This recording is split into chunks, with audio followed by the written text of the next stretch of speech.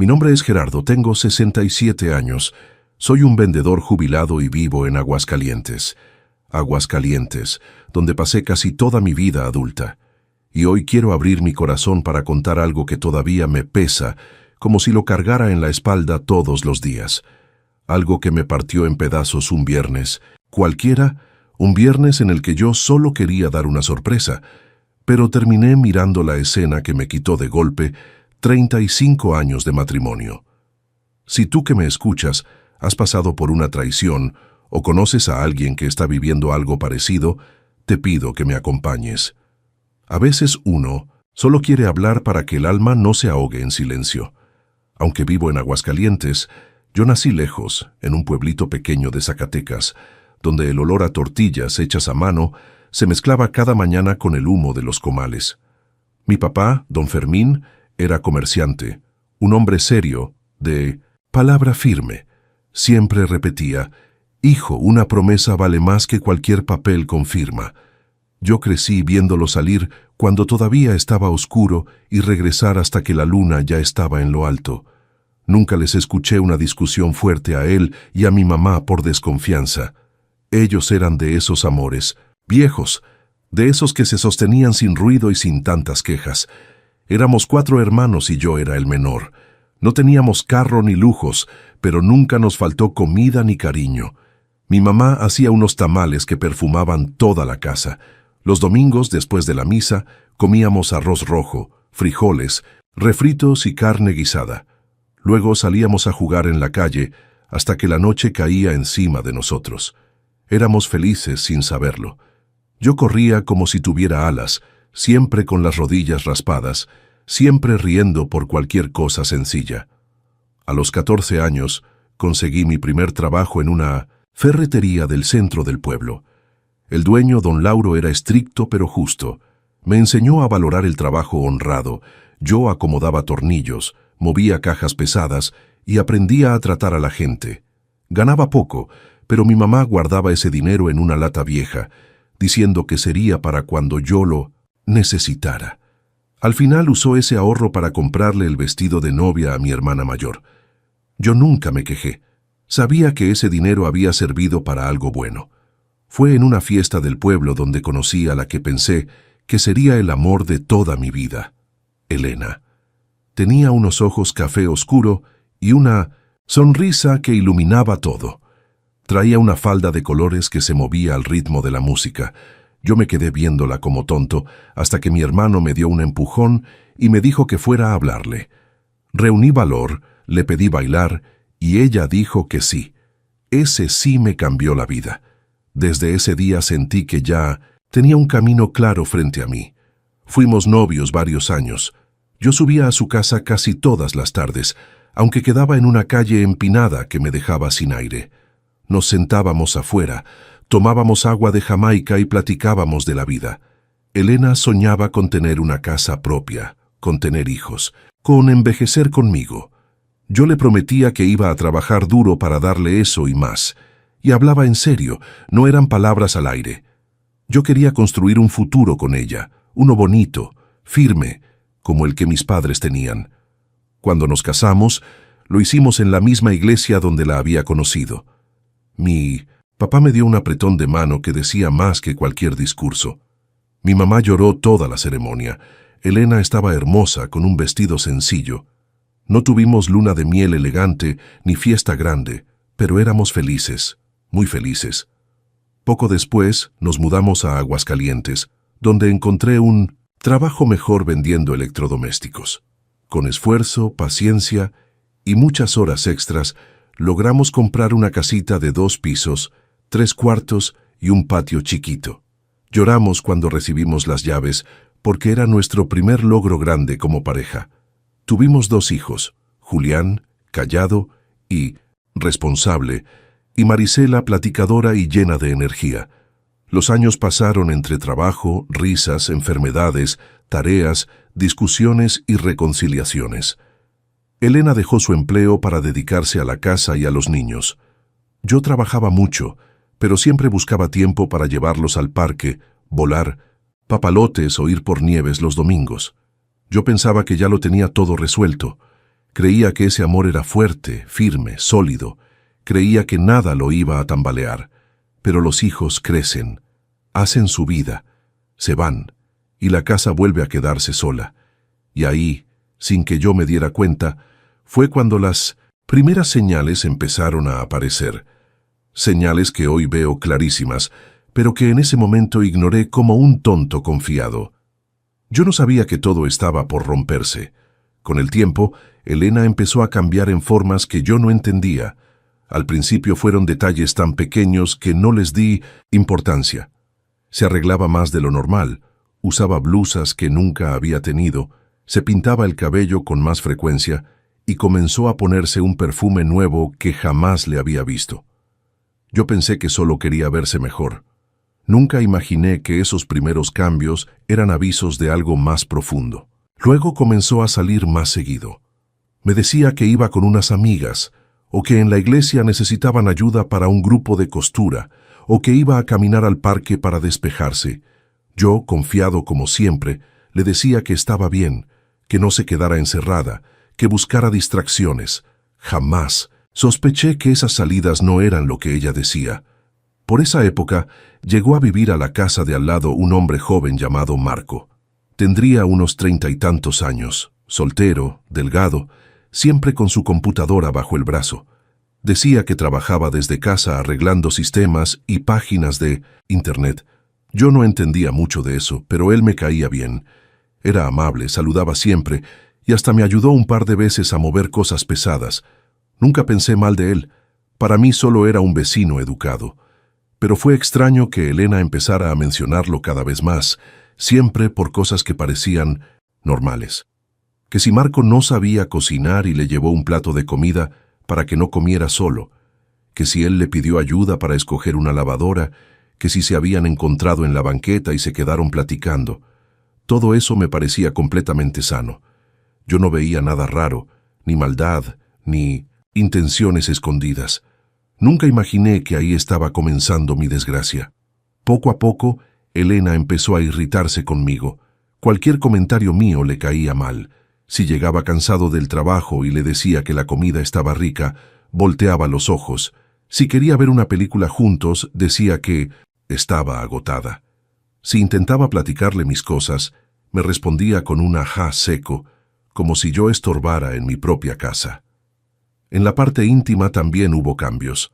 Antes, aunque los años habían pasado, todavía había cariño, pero de pronto siempre estaba cansada, o con dolor de cabeza, o simplemente no quería. Yo no insistía, pero en el fondo me dolía. Sentía que algo se había roto entre nosotros, pero no sabía qué. Un día regresé temprano porque mi jefe me dio la tarde libre. Cuando entré, la casa estaba en silencio. Llamé a Elena, pero no respondió. Subí y la encontré sentada en la cama, viendo su celular. Cuando me vio, brincó como si la hubiera sorprendido robando algo. Guardó el teléfono demasiado rápido. Le pregunté si estaba bien y dijo que sí, que solo estaba aburrida. Pero esa reacción me dejó inquieto. Algo no estaba normal. Pasaron las semanas y empecé a notar más cosas. Una vez, mientras ella se bañaba, su celular vibró en la mesa de la cocina. Al ver la pantalla, el nombre que apareció me congeló. Marco. No contesté, solo lo vi sonar hasta que dejó de vibrar. Cuando Elena salió del baño, le pregunté si alguien había llamado. Me dijo que no. Así, sin pena, sin duda. Mintió tan fácil que me recorrió un escalofrío. A partir de ese momento, comencé a ver señales por todos lados. Elena salía más que nunca y tardaba horas en volver. A veces le mandaba mensajes para saber si estaba bien, pero tardaba muchísimo en responder. Y siempre ponía excusas que no tenían sentido. Yo ya sabía en el fondo que algo no estaba bien, pero tenía miedo de enfrentar la verdad. Miedo de aceptar que tal vez la mujer con la que compartí mi vida estaba cambiando de rumbo sin mí. La gota que derramó el vaso fue una tarde en la que estaba guardando ropa en nuestro closet. Entre las blusas de Elena encontré un papel doblado. Lo abrí sin pensarlo. Era una nota escrita con letra de hombre. Hoy estuvo especial. Gracias por todo. M. Sentí que el piso desaparecía bajo mis pies. Me temblaron las piernas. Tuve que sentarme en la orilla de la cama para no caerme. Esa letra no era mía. Esa inicial tampoco. Sabía perfectamente de quién era, pero no dije nada. No tuve fuerzas. Guardé la nota donde estaba y bajé a la sala. Me senté por horas sin ver la televisión, sin pensar, sin reaccionar. Solo escuchaba mi propio corazón rompiéndose. Esa noche me di cuenta de que ya no podía seguir fingiendo que no pasaba nada. Necesitaba saber la verdad completa. Necesitaba pruebas. Necesitaba terminar con la duda que me estaba destruyendo por dentro. Decidí que tenía que descubrirlo yo mismo, aunque eso me partiera definitivamente. Después de encontrar aquella nota escondida entre la ropa de Elena, pasé noches enteras sin poder dormir. Me quedaba mirando el techo, repasando cada detalle que antes ignoré. Cada salida, cada mentira pequeña, cada gesto frío. Todo empezó a encajar como piezas de un rompecabezas que yo no quería completar. Pero ya no podía vivir con esa duda que me carcomía por dentro. Así que tomé una decisión dolorosa. Iba a preparar una trampa, no para hacer escándalo ni pelear. Yo solo quería la verdad. Necesitaba verla con mis propios ojos. Necesitaba confirmar lo que ya sospechaba, aunque eso me destruyera para siempre. Pasé varios días actuando normal, sin levantar sospechas. Saludaba igual, hablaba igual, seguía mis rutinas, entraba y salía a la misma hora. Por dentro estaba hecho pedazos, pero por fuera tenía que verme tranquilo. No podía arruinar mi propio plan.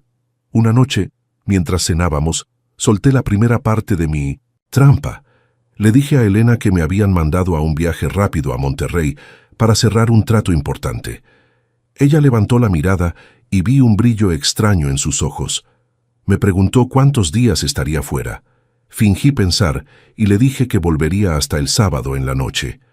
Ella asintió como si no importara, pero vi una sonrisa pequeñita, escondida, que me revolvió el alma. Era como si hubiera escuchado buenas noticias. Al día siguiente preparé una maleta falsa. Guardé ropa, agarré unos papeles viejos para que pareciera algo de trabajo y me puse mi camisa más formal. Elena estaba tranquila, casi demasiado tranquila. Me dio un beso frío antes de irme. Ese beso me dolió más que cualquier golpe. Salí de la casa, manejé una cuadra y estacioné el carro donde no pudiera verme. Luego caminé por atrás del vecindario, por una calle de terracería que daba directo a la parte trasera de las casas. Me escondí detrás de unos arbustos secos desde donde podía ver mi casa y también la puerta de la casa de Marco. El corazón me latía tan fuerte que pensaba que hasta los pájaros podían escucharlo. Esperé. 5 minutos, 10, 20, casi media hora, y justo cuando pensé que quizá me había equivocado, la puerta de mi casa se abrió. Salió Elena. Miró hacia ambos lados como quien revisa que nadie la esté viendo. Caminó rápido, directo a la casa de Marco. Tocó el timbre. Él abrió y le sonrió. Ella entró. Él cerró la puerta detrás de ella.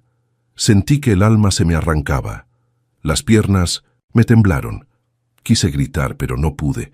Solo me quedé ahí escondido, mirando esa puerta que se cerraba, confirmando lo que yo ya sabía, pero no quería aceptar. Después de unos minutos que parecieron horas, me obligué a moverme. No podía quedarme ahí parado como un hombre sin vida. Caminé hasta un café en el centro de Aguascalientes. Pedí algo caliente que ni sentí al tomar. Miraba el reloj cada 5 minutos. Me dolía el pecho, la cabeza, el alma. A las 3 de la tarde decidí regresar. Si estaban juntos, los iba a encontrar. Tenía que ver con mis propios ojos lo que Elena me había hecho. No quería explicaciones. Solo quería la verdad completa. Llegué a la casa en silencio, abrí la puerta con mis llaves. Todo estaba demasiado quieto, como si el aire estuviera escondiendo algo. Subí las escaleras y entonces los escuché. Gemidos, gemidos fuertes, gemidos de Elena. Me quedé paralizado. Sentí como si mi corazón se rompiera en 1000 pedazos. Aún así seguí caminando. Cada paso era como si me clavaran vidrio en los pies. Los gemidos venían de nuestro cuarto. El cuarto donde dormimos juntos más de 30 años, donde lloramos, reímos, Soñamos. La puerta estaba cerrada con llave. Elena jamás cerraba esa puerta. Golpeé con el puño. «Elena, ábreme». Los gemidos se cortaron de golpe. Se hizo un silencio espeso. Escuché pasos, ruidos, murmullos. «Espera, Gerardo», dijo ella mientras inventaba excusas. «Estoy arreglando el cuarto». Esa mentira fue como una bofetada. Golpeé otra vez, más fuerte. «Ábreme ya». Ella no abrió. Seguía inventando cosas sin sentido. Perdí la paciencia. Retrocedí y me aventé contra la puerta con el hombro. La madera tronó. Lo hice otra vez y otra, hasta que la chapa cedió y la puerta se abrió de golpe. Lo que vi quedó marcado en mi alma. La cama, desordenada, las sábanas tiradas, el olor a sudor que no era mío. Elena estaba en medio del cuarto con una bata mal puesta, el cabello hecho un desastre, la cara roja. No necesitaba explicación. Todo estaba claro como el agua. Mi mirada buscó al otro. Abrí el closet. Nada. Revisé el baño. Vacío. Miré bajo la ventana. Nada. Me agaché lentamente y levanté la colcha. Ahí estaba Marco encogido, en calzoncillos, sudando del miedo. Lo miré y sentí una explosión de rabia. «Sal de ahí», le dije con la voz más dura que he escuchado salir de mí. Él no se movió. «Te dije que salieras». Marco salió, temblando, casi arrastrándose. «Gerardo, yo puedo explicar». «¿Explicar qué?», le dije acercándome. «¿Qué haces en mi casa? ¿Qué haces con mi esposa?». Él retrocedió como cobarde. En ese momento supe que mi vida había cambiado para siempre. Marco salió de debajo de la cama temblando, con la cara tan pálida que parecía que se iba a desmayar ahí mismo. Tenía la camisa enredada en la mano y los zapatos tirados en un rincón. Yo lo miraba sin decir nada, pero creo que esa mirada decía mucho más que cualquier insulto. Elena estaba detrás de él, con la bata mal acomodada y el rostro lleno de miedo, no por arrepentimiento, sino porque había sido descubierta.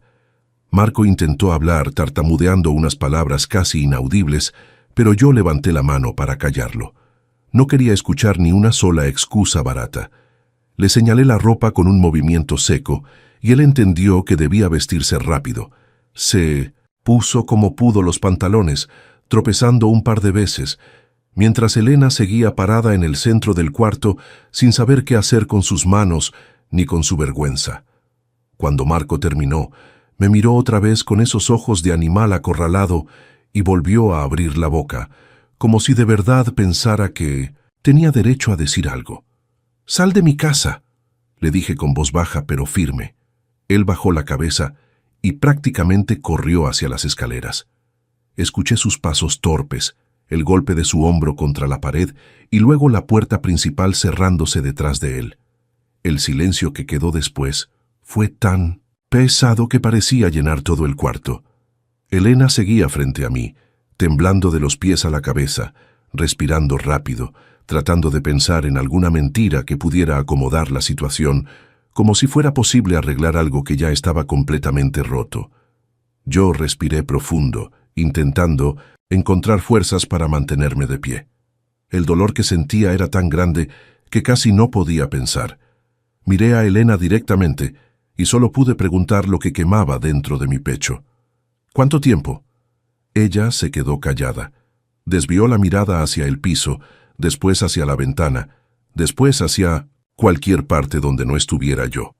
Repetí la pregunta, esta vez con un tono más fuerte, casi gritando, porque necesitaba saberlo aunque la respuesta me partiera aún más. Fue entonces cuando Elena, después de tragar saliva y cerrar los ojos, respondió con una voz tan débil que apenas la escuché. 2 años, Gerardo. 2 años. Sentí como si el aire se volviera concreto.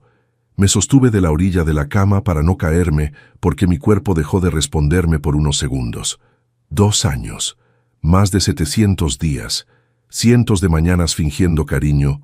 Cientos de noches durmiendo a mi lado como si nada pasara. Cientos de besos que no eran para mí. La traición no era solo el acto en sí, sino cada mentira acumulada, cada palabra falsa, cada abrazo vacío. Cuando pude levantar la mirada, Le pregunté algo que me dolía más que todo lo demás. ¿Por qué, Elena? ¿Qué hice yo tan mal para merecer esto? Ella respiró hondo como quien se prepara para decir algo que lleva escondido mucho tiempo y respondió con una tranquilidad que me desgarró. Dijo que yo no había hecho nada malo, pero que según ella yo siempre estaba ocupado, siempre cansado, siempre en mis cosas, mientras que Marco la escuchaba, le ponía atención y le hacía sentir viva. Esas palabras me atravesaron como un cuchillo. Yo, que me partí el lomo 30 años para que nunca le faltara nada, escuchaba ahora que mi esfuerzo era parte del problema. Elena empezó a llorar, pero ya no me conmovía. Era un llanto, desesperado, pero no por amor o remordimiento, sino por miedo a lo que vendría después de haber sido descubierta. Yo no tenía fuerzas para seguir ahí. Sentía que cada objeto del cuarto estaba sucio, contaminado con la traición. Caminé hacia la puerta sin mirar atrás. Bajé las escaleras y me senté en la sala tratando de ordenar mis pensamientos. Unos minutos después, Elena bajó lentamente. Intentó acercarse, pero yo levanté la mano para detenerla. No podía soportar tenerla tan cerca. Me pidió hablar, me rogó que intentáramos arreglar las cosas, que buscáramos ayuda, que no tiráramos a la basura tantos años juntos. Yo me reí con amargura. ¿Arreglar qué? ¿Los 2 años de engaños?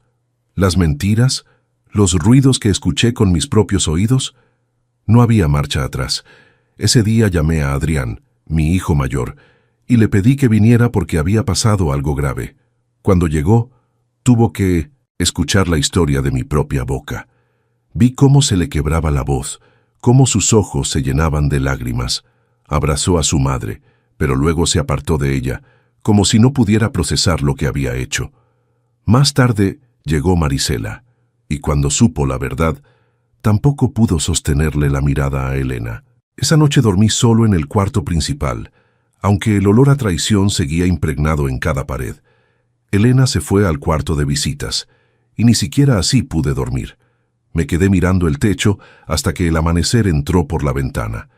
A la mañana siguiente, salí decidido a buscar un abogado. Ya no podía seguir viviendo en medio de esa mentira. Había llegado el momento de empezar a terminar algo que ya no tenía arreglo. El lunes por la mañana fui a ver al abogado que un compañero me había recomendado. Era un señor serio, de traje gris y mirada firme, de esos que uno siente que no le van a endulzar nada, pero que saben su trabajo. Le conté todo con detalle sin esconder nada.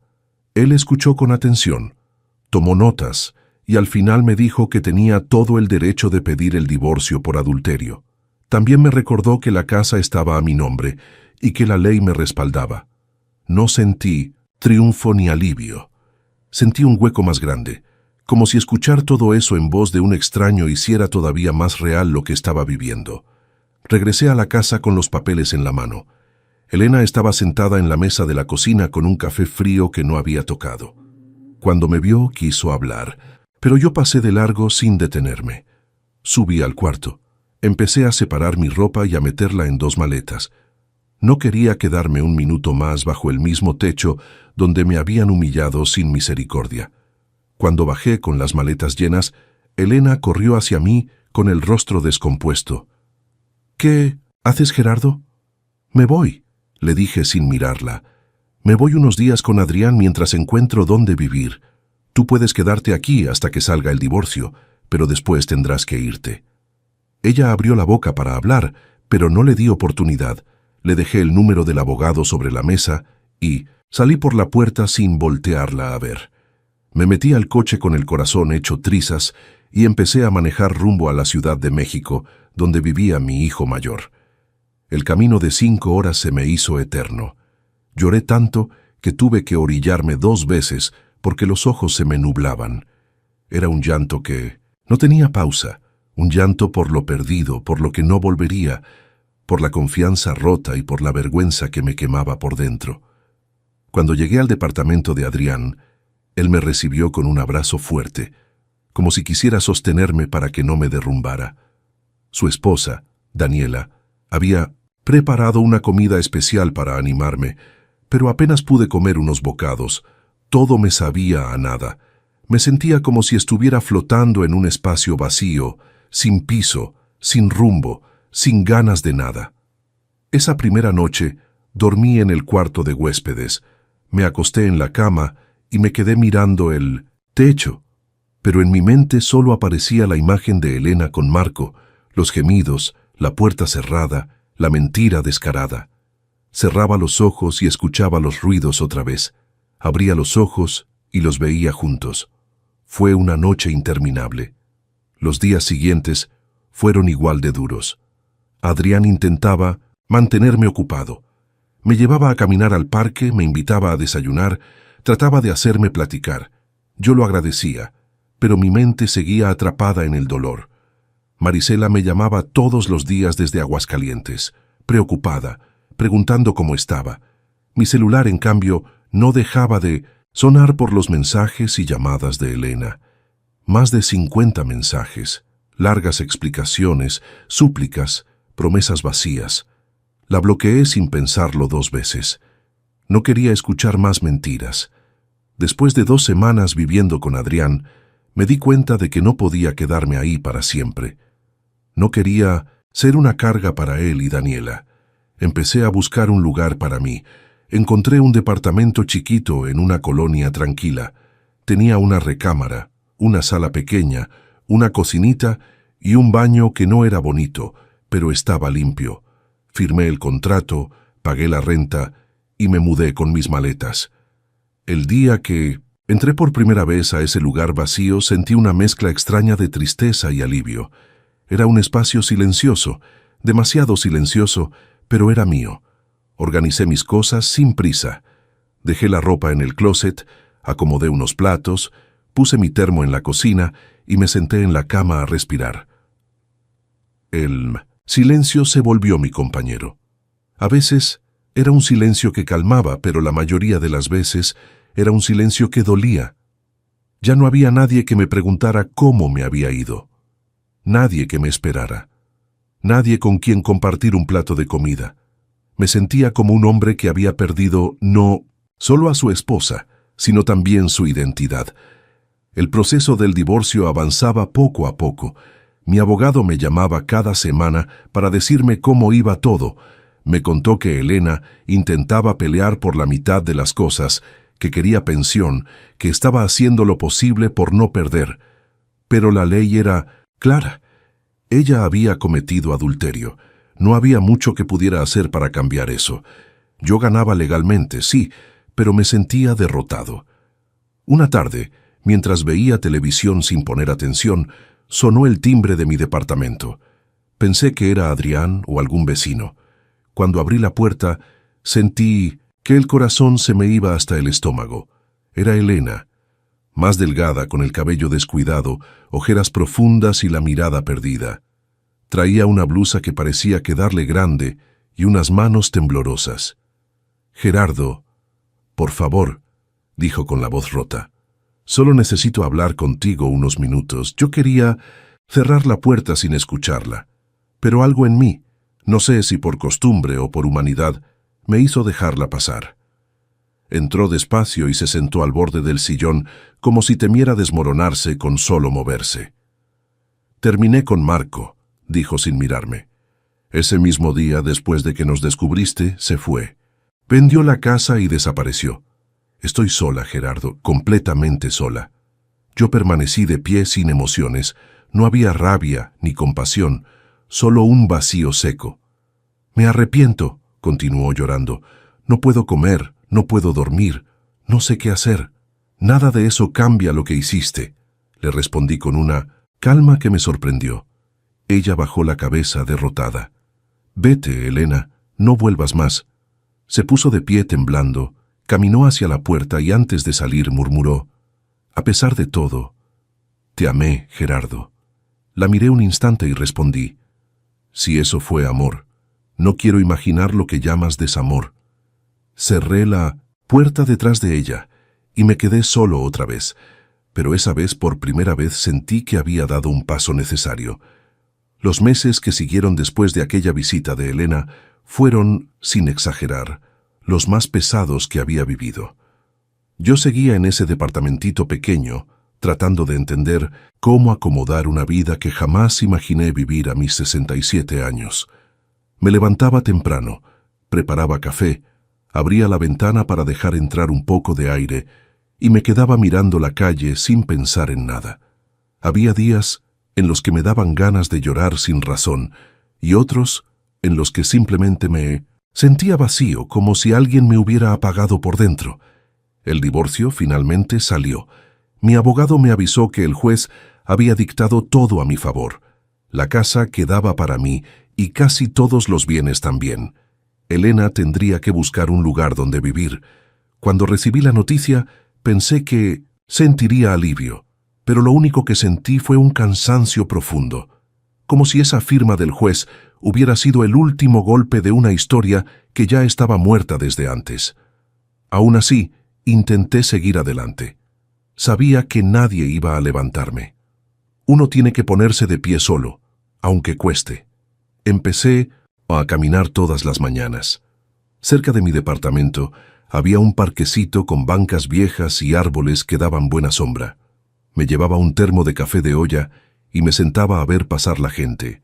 Señoras paseando a sus perros, señores haciendo estiramientos como si tuvieran 20 años menos, niños corriendo sin preocuparse por nada. Ese parque se volvió un refugio silencioso donde nadie me preguntaba nada y donde podía respirar sin recordar tanto. De tanto ir, empecé a ver personas que ya conocía de vista. Una señora que vendía pan casero y siempre me regalaba un pedacito porque, según ella, le recordaba a su papá. Un señor de cabello blanco que sacaba a pasear a su perro viejito y me saludaba con un «¿Cómo amaneció?». Aunque pareciera poco, esos saludos chiquitos me hacían sentir que todavía pertenecía a algún lugar. Un día, mientras hacía mis compras en el supermercado, ocurrió algo que cambió un poco mi camino. Yo estaba agarrando una bolsa de frijoles cuando una mujer chocó su carrito con el mío sin querer.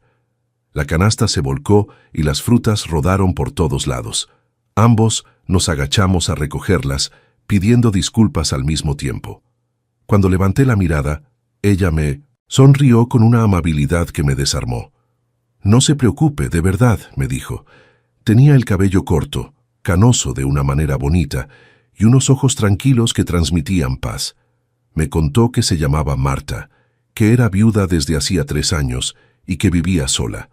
La plática se dio tan natural que terminamos conversando ahí en medio del pasillo, entre latas y paquetes de pasta, como si nos conociéramos de antes. Al salir de la tienda descubrimos que vivíamos a unas cuantas cuadras de distancia. Caminamos juntos un tramo, y cuando nos despedimos frente a su edificio, me dio otra sonrisa que me acompañó el resto del día. Las semanas siguientes, nuestras coincidencias se volvieron más frecuentes. A veces nos encontrábamos en el parquecito, otras en la panadería, otras en el súper, y cada vez que coincidíamos, platicábamos como si el tiempo se detuviera. Marta era tranquila, hablaba despacio, tenía una forma muy simple de ver lo bonito de la vida. Una flor, un atardecer, un olor, un recuerdo. Yo, que venía de meses de pura oscuridad, empecé a sentir una pequeña luz asomarse dentro de mí. Con el tiempo, ya no fueron encuentros casuales. Empezamos a caminar juntos por las mañanas. Ella llevaba agua, yo mi café. Platicábamos de todo, de nuestras familias, de nuestras preocupaciones, de las cosas simples del día. Un sábado me invitó a probar el pan casero que hacía, y otro día me enseñó fotos de sus hijos y sus nietos. No había prisa ni intención escondida, solo compañía. Un día, después de varias caminatas, me animé a invitarla a tomar un café en una cafetería pequeña.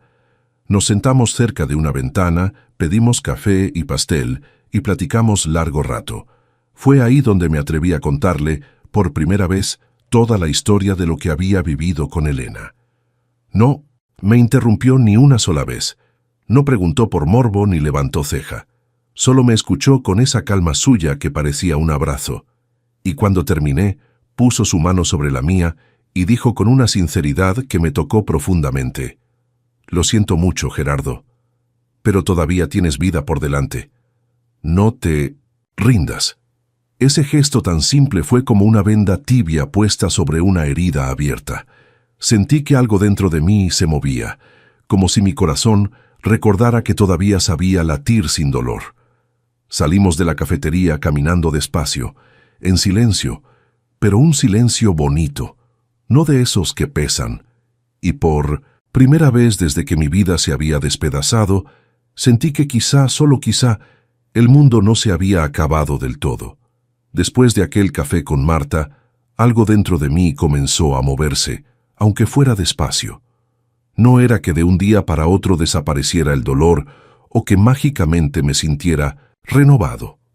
No, las heridas profundas no sanan así de fácil, pero por primera vez desde la traición sentí un respiro, como si alguien hubiera abierto una ventana en un cuarto donde llevaba meses encerrado.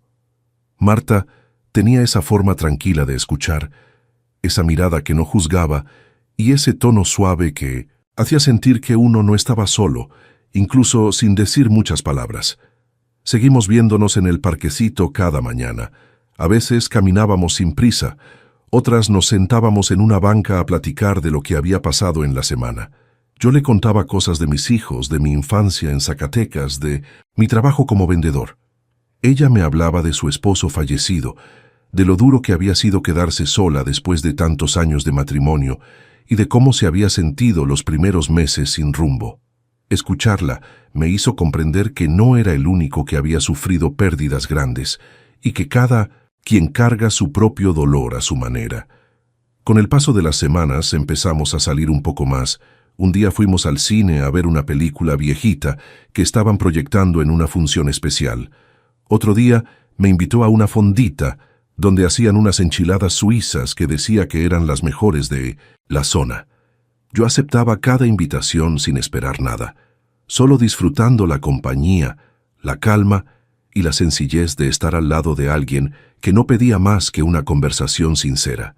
Mis hijos conocieron a Marta por separado. Una tarde, Adrián y Daniela la invitaron a casa para tomar café. Ella llegó con una bolsa de pan dulce hecho por ella misma. Adrián la miraba con esa forma suya de analizar todo, pero después de un rato sonrió y me dijo: «Papá, se ve que ella te hace bien». Daniela también fue muy amable con ella, y eso me dio un poco de tranquilidad. Marisela la conoció días después. Fue más directa. Me tomó de la mano y me dijo: «Si esa señora te da paz, papá, entonces ya ganaste». Sus palabras me hicieron llorar en silencio cuando llegué a mi departamento. Pero no todo fue tan sencillo. Había momentos en los que el pasado me jalaba con fuerza. Si Marta tardaba en contestar, un mensaje, aunque fueran solo 10 minutos, se me apretaba el pecho. Mi mente me llevaba de regreso a las mentiras de Elena, a los silencios sospechosos, a la puerta cerrada con llave. Un día no aguanté y le confesé a Marta mi miedo. Le dije que a veces me entraba una inseguridad que no tenía explicación, que no era por ella, sino por lo que había vivido. Ella no se molestó, no frunció el ceño, ni hizo comentarios hirientes. Solo se acercó, me abrazó despacio y me dijo: «Las heridas tardan en cerrar, Gerardo, pero te prometo que yo camino contigo». Y no fue solo una frase bonita, me lo demostró con hechos. Nunca desapareció de un día para otro, nunca ocultó su celular, nunca cambió su versión de algo que había dicho. Su tranquilidad era como una cobija suave puesta sobre un corazón lleno de cicatrices. Un sábado por la noche me invitó a su departamento. Me preparó una pasta con salsa casera, puso música suave y cenamos tranquilos. Me enseñó fotos de cuando sus hijos eran pequeños y me contó anécdotas de su esposo. Yo también compartí recuerdos de mis hijos y de los años en los que todo parecía funcionar bien en mi vida. Fue una noche cálida, simple, sin sobresaltos, pero llena de esa paz que yo creía perdida para siempre. Al final, cuando ya me iba, ella tomó mis manos y me miró directo a los ojos. Su mirada tenía una sinceridad que me dejó sin defensas.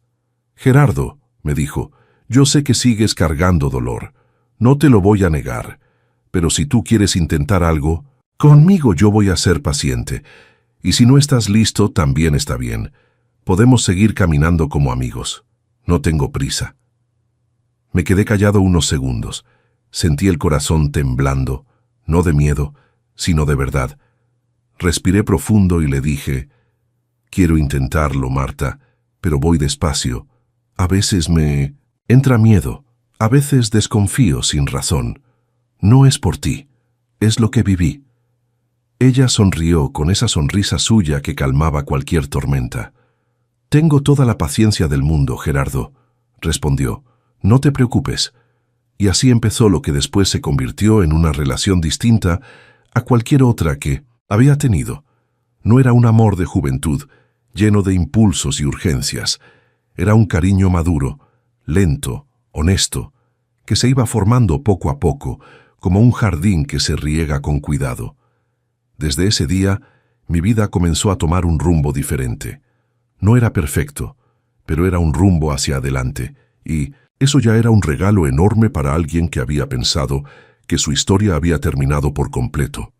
La relación con Marta fue avanzando de una manera tan natural que a veces me sorprendía lo diferente que se sentía todo. No había dramatismos, no había dudas escondidas, no había palabras que sonaran falsas. Era como volver a aprender a vivir, pero esta vez sin prisas, sin exigencias y sin ese miedo constante que me venía persiguiendo desde la traición de Elena. Marta tenía una forma de querer tan tranquila que poco a poco fue moldeando mis días sin que yo me diera cuenta. Empecé a incluirla en más partes de mi rutina.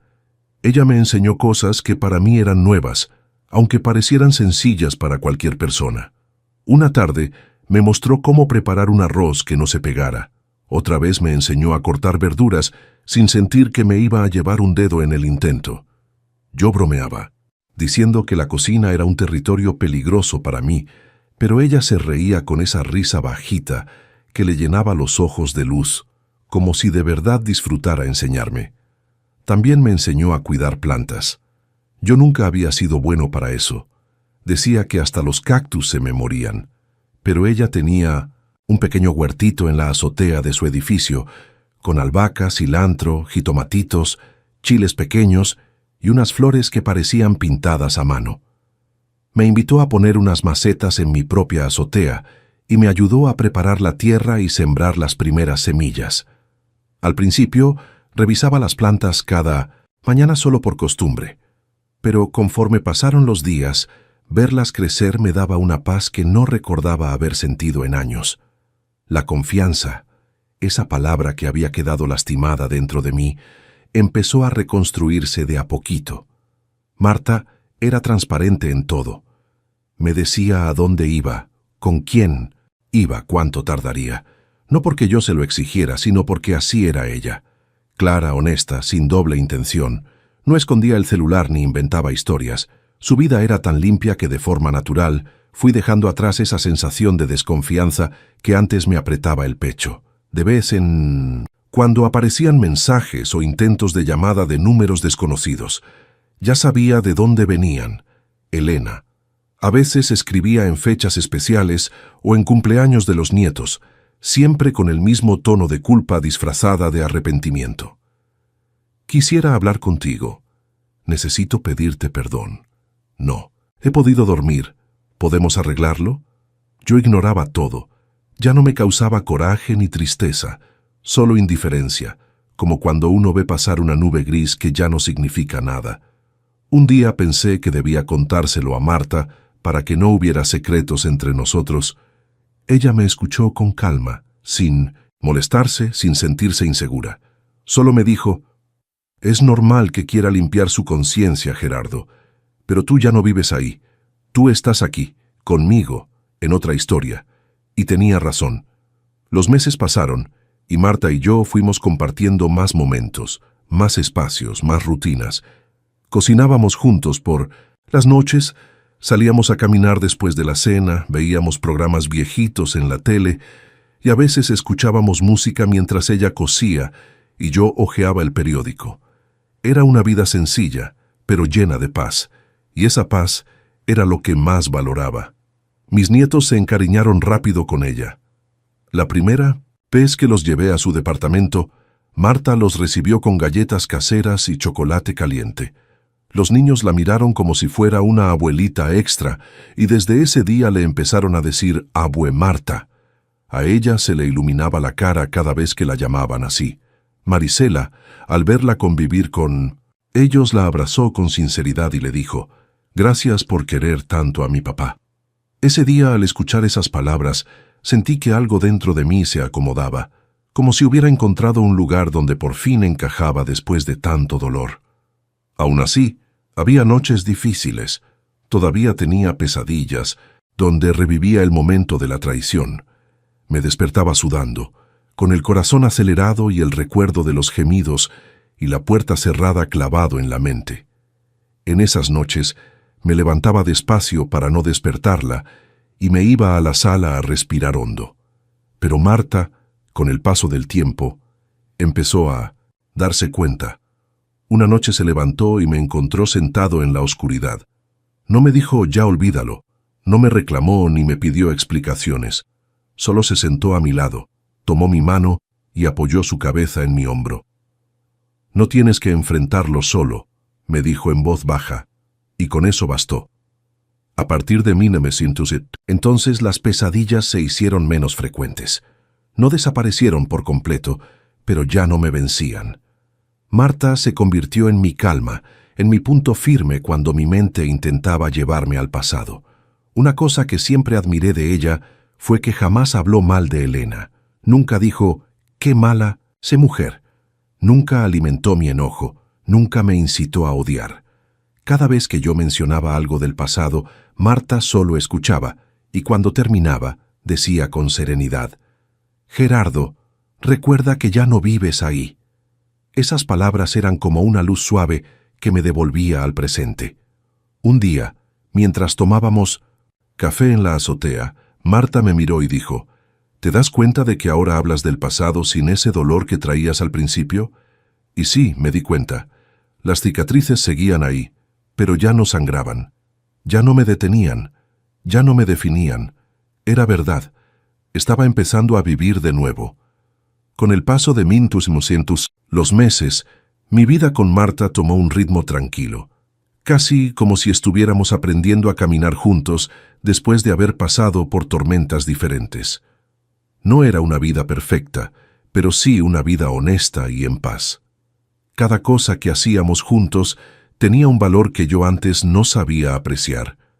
Cocinar sin prisas, regar las plantas al amanecer, platicar mientras veíamos la televisión, o simplemente quedarnos en silencio uno al lado del otro sin sentir incomodidad. Después de tantos años con un matrimonio que se me había ido desmoronando sin que yo lo notara, esta forma de vivir se sentía como un respiro. A veces nos levantábamos temprano solo para ver cómo el sol iba pintando de naranja los edificios de alrededor. Yo preparaba café de olla y Marta calentaba pan. Nos sentábamos juntos en la azotea, viendo cómo la ciudad despertaba. Ella apoyaba su mano sobre la mía sin decir nada y ese pequeño gesto me bastaba para sentirme acompañado. Era increíble cómo algo tan simple podía llenar un hueco tan grande que yo había cargado durante tanto tiempo. Mis hijos también habían encontrado paz al verme así. Marisela visitaba seguido con sus niños, que ya conocían todos los rincones de nuestra pequeña azotea. Ellos corrían de un lado a otro, revisando si los jitomatitos ya estaban rojos o si había flores nuevas. Marta los recibía con paciencia y cariño, les enseñaba a cortar alguna ramita y les explicaba para qué servía. Ver a mis nietos brincar de emoción por una hoja nueva me hacía pensar en lo mucho que el corazón puede sanar cuando encuentra gente que lo cuida. Adrián también venía de vez en cuando. Él siempre encontraba algo que arreglar, como si no pudiera evitarlo. Que si una silla rechinaba, él la componía.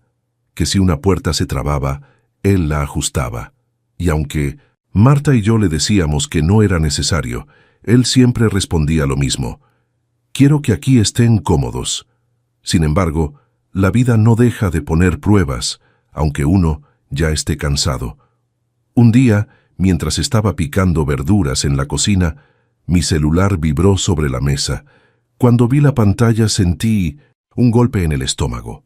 Era un mensaje de Elena. Aunque la tenía bloqueada, había encontrado la forma de contactarme desde otro número. El mensaje no decía gran cosa, solo: «Gerardo, quisiera saber si estás bien». Me quedé mirando la pantalla unos segundos.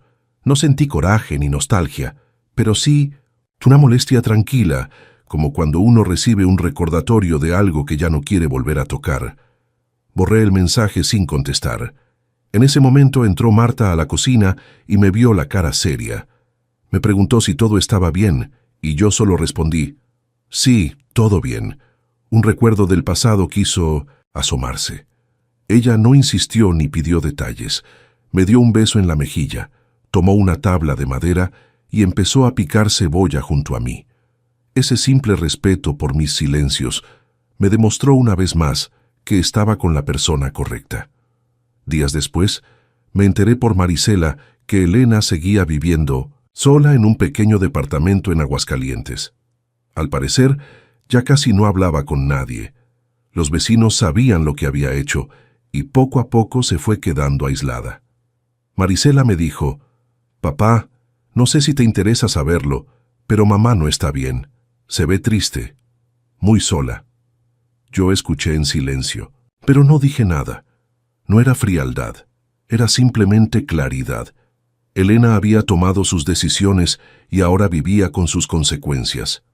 Yo ya no era responsable de su soledad ni de su arrepentimiento tardío. Cuando Marta se dio cuenta de que esa noticia me removía un poco, no me llenó de palabras. Solo se acercó y me tomó la mano, como siempre hacía cuando quería recordarme que el pasado ya no mandaba en mi vida. Aún así, hubo un día que marcó un antes y un después. Estábamos en la azotea revisando nuestras plantas. Marta estaba acomodando unas macetas mientras yo regaba el huerto. El sol estaba tibio, el aire tranquilo.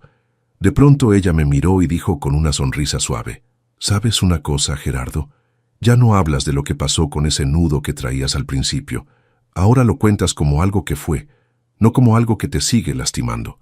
Me quedé quieto un momento, era verdad, ya no... Sentía ese peso aplastándome el pecho cada vez que recordaba lo vivido. No era que lo hubiera olvidado, pero ya no me consumía. Le sonreí y le respondí: «Creo que me ayudaste a curarme sin que yo me diera cuenta». Ella negó con la cabeza. «No, Gerardo, tú solito te fuiste levantando. Yo solo caminé, contigo». Y esas palabras me tocaron más de lo que imaginó. Me di cuenta de que ya no era un hombre roto tratando de sobrevivir. Era alguien que había aprendido a respirar otra vez, a confiar otra vez, a vivir otra vez. Ese día, mientras el sol se escondía detrás de los edificios y las plantas movían sus hojas con el viento, supe que mi historia no había terminado. Apenas estaba cambiando de rumbo. Con el tiempo, la rutina con Marta se volvió algo natural, como si siempre hubiera estado destinada a ser parte de mi vida. No hacíamos nada extraordinario, pero cada día con ella se sentía lleno de sentido. Caminábamos por el tianguis los domingos, elegíamos fruta fresca, probábamos quesos, regateábamos un poco solo por diversión.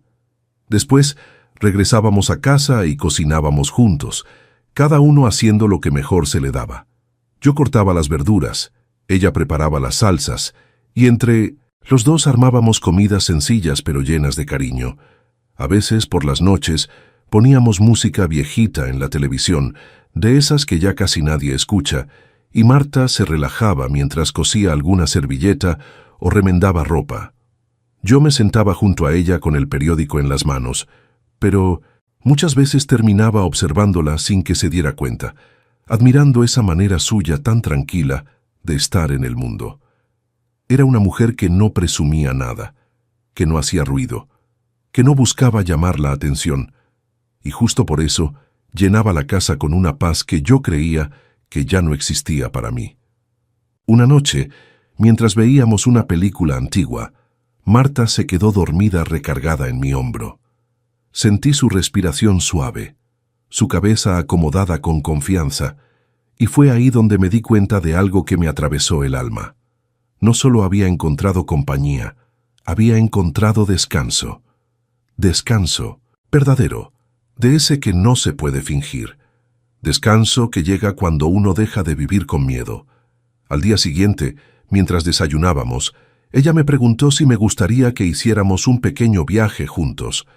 Algo sencillo, un fin de semana en un pueblo cercano.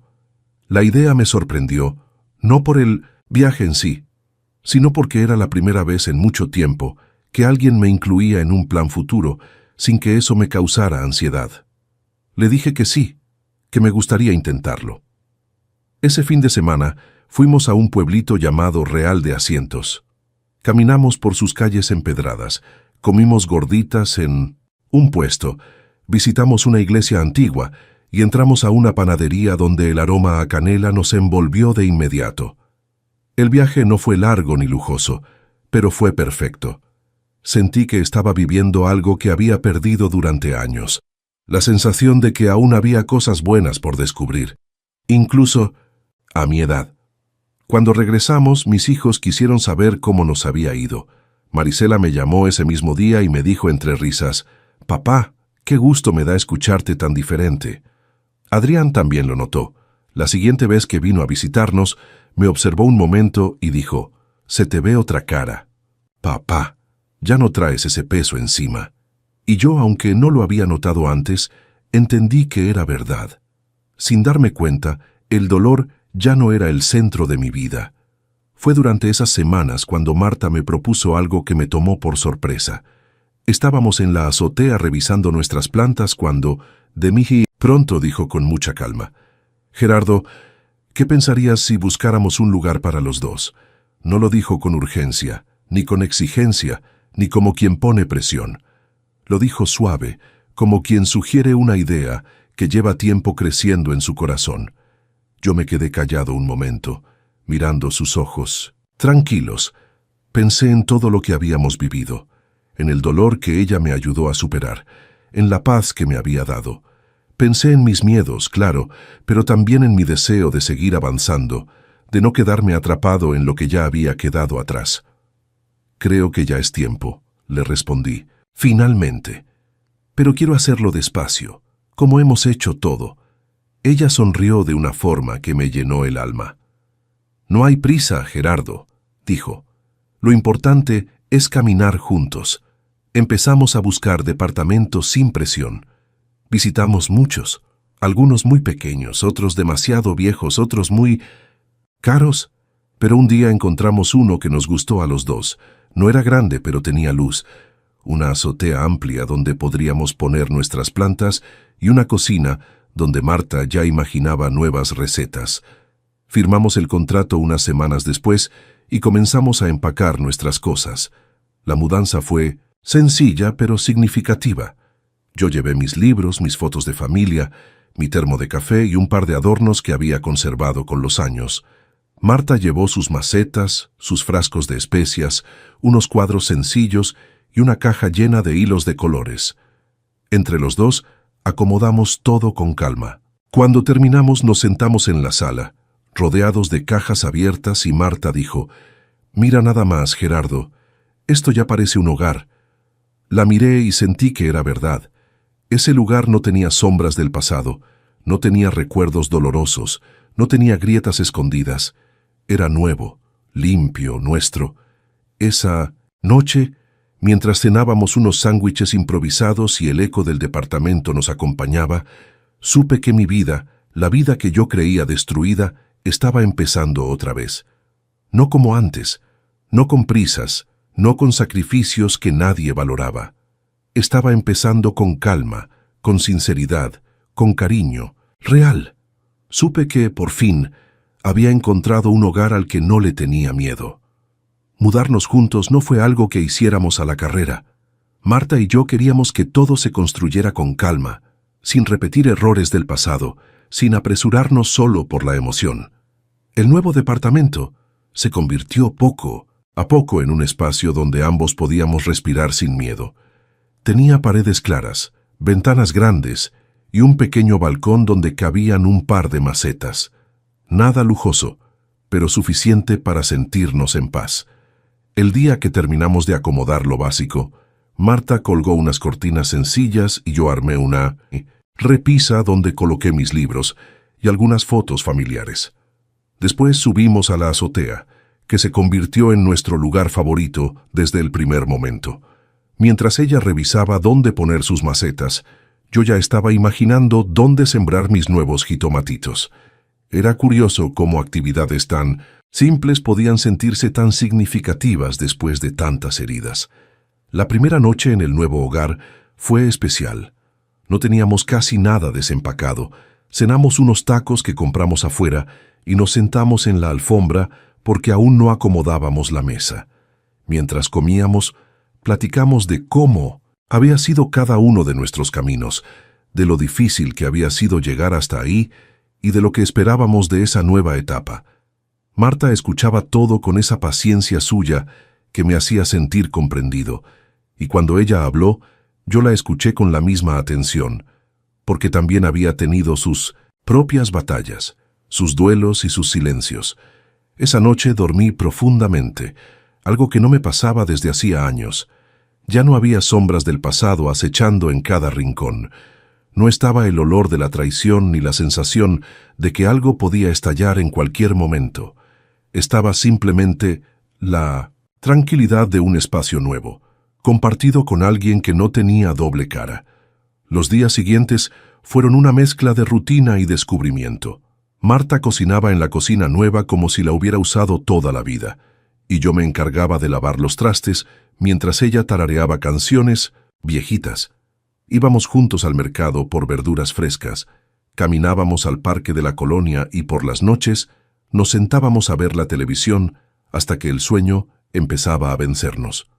A veces, en medio de esas rutinas tan simples, yo me sorprendía pensando en lo lejos que había quedado aquel dolor que antes parecía eterno. Mis hijos comenzaron a visitarnos en el nuevo departamento. A Marisela le encantó el ambiente del lugar. «Se siente bien bonito aquí, papá», dijo la primera vez que entró. Su marido y los niños corrieron directo a la azotea, donde Marta ya había acomodado algunas plantas aromáticas. Adrián también llegó unos días después y, como siempre, encontró algo que arreglar. Para él, verme estable y tranquilo parecía ser su mayor recompensa. A pesar de todo lo bueno, no voy a negar que todavía había noches en las que despertaba agitado. Recordaba la puerta cerrada, con llave, la voz temblorosa de Elena, los ruidos que me habían roto el alma. Pero ya no era como antes.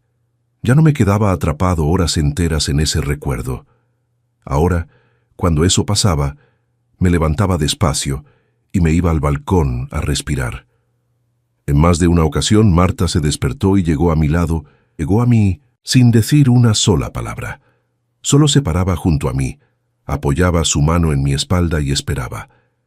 Ese tipo de compañía, silenciosa y respetuosa, era un bálsamo que jamás había conocido. Con el tiempo, las noches difíciles se fueron haciendo menos. No desaparecieron por completo, pero ya no manejaban mi vida. Marta me ayudó sin querer, solo con su forma de ser, a entender que uno no tiene que borrar las cicatrices para seguir adelante. Basta con aprender a vivir con ellas sin que gobiernen cada paso. Una cosa que siempre tuve presente fue que Marta jamás habló mal de Elena. Nunca se burló de lo que me pasó. Nunca alimentó mi coraje ni me empujó a detestarla. Era una mujer madura que sabía que el resentimiento no construye nada. Cada vez que yo recordaba algo doloroso, ella me escuchaba con paciencia y al final solo decía: «El pasado ya no manda en ti, Gerardo». Esas palabras se me quedaron clavadas de una forma tan profunda que empecé a repetirlas yo mismo cada vez que la memoria me quería jugar una mala pasada. Un día, mientras desayunábamos juntos en la cocina, Marta me tomó la mano y dijo: «Gerardo, ¿te das cuenta de que ya no eres el hombre que llegó a este departamento?» Con el corazón en el piso, la miré y sonreí. Era verdad. Ya no caminaba encorvado por el peso del dolor. Ya no dudaba de todo. Ya no vivía esperando el siguiente golpe. Me sentía un hombre nuevo, no porque la vida me hubiera devuelto algo, sino porque yo mismo me había vuelto a armar pedazo por pedazo. En ese momento, viendo a Marta sonriendo con su taza de café en la mano, entendí algo que nunca pensé entender a mi edad. La vida no se acaba cuando alguien te traiciona. A veces apenas empieza. Con el paso del tiempo, nuestro nuevo departamento se llenó de vida. Cada rincón tenía algo que contaba una parte de nuestra historia. La cocina siempre olía a café recién hecho o a las recetas que Marta preparaba con tanto cariño. La sala tenía fotos de mis hijos, de mis nietos, y una que nos tomaron a Marta y a mí en el parquecito, sentados en la banca donde todo comenzó. Y la azotea, ese lugar que parecía sencillo, se convirtió en nuestro tesoro. Ahí crecían nuestras plantas, nuestros jitomatitos, nuestras hierbas aromáticas y hasta unas flores que Marta decía que alegraban el alma, nada más con verlas. Cada mañana subíamos juntos con un par de tazas de café. Ella revisaba las plantas una por una, acariciaba las hojas, quitaba las ramitas secas y me explicaba cosas que yo ya sabía, pero que me gustaba escuchar otra vez, solo por oír su voz. Yo, mientras tanto, regaba el huerto y acomodaba las macetas. Aunque pareciera una rutina cualquiera, para mí era un recordatorio de que la vida me había dado una segunda oportunidad, una que jamás imaginé. Mis nietos siguieron visitándonos cada fin de semana. Correteaban por la azotea como si fuera un parque de diversiones. Marta les daba tareas pequeñas. Uno regaba, otro recogía hojas, otro acomodaba piedras. A los niños les fascinaba sentirse útiles. Marisela me decía que yo me veía más joven cada vez que jugaba con ellos. Adrián también lo notaba. «Papá, de verdad estás viviendo otra etapa, ¿eh? Qué bueno». Y era cierto, me sentía distinto. No perfecto, no sin cicatrices, pero sí en paz. Una paz que yo creía imposible después de aquella tarde en la que mi mundo se vino abajo. De vez en cuando viajaba a Aguascalientes a visitar a Marisela, me topaba con Elena en la calle. La primera vez que ocurrió, sentí un cosquilleo extraño en el pecho, no de amor ni de nostalgia, sino de sorpresa. Ella pasaba con la mirada baja, sin brillo, como si arrastrara una nube encima. Me saludó apenas moviendo la cabeza y yo hice lo mismo. No hubo palabras. Creo que ambos sabíamos que ya no había nada que decir. Éramos dos personas que un día compartieron una vida, pero que ahora caminaban por caminos completamente distintos. Supe por mi hija que Elena vivía sola, en un departamento modesto, y que casi no hablaba con nadie. Sus propios vecinos la evitaban, y ella se había quedado sin ese círculo social que una vez tuvo. No me alegró escuchar eso, pero tampoco me entristeció. No le deseaba mal, simplemente ya no me correspondía cargar con esa historia. Cada quien vive con lo que sembró.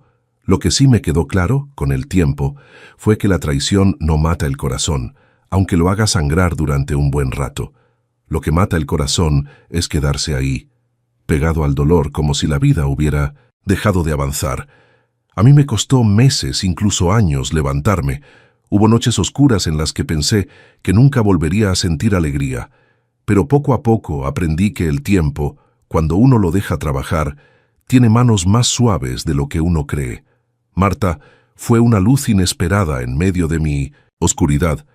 No llegó a borrar mi pasado, ni a reemplazarlo, ni a competir con nadie. Llegó a acompañarme, a caminar a mi lado, a mostrarme que todavía había momentos que valía la pena vivir, aunque yo creyera que ya lo había visto todo.